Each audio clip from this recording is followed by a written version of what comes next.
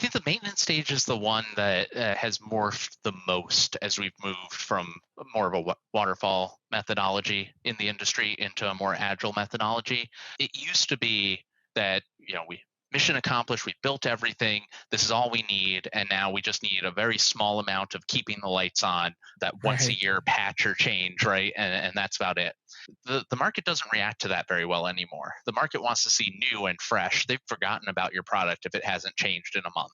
And so that maintenance concept has really turned into more of how do we address that tech debt, those things that are holding us back from adding new features, new bells and whistles when we have those ideas, while still focusing on those enhancements, those bells and whistles along the way.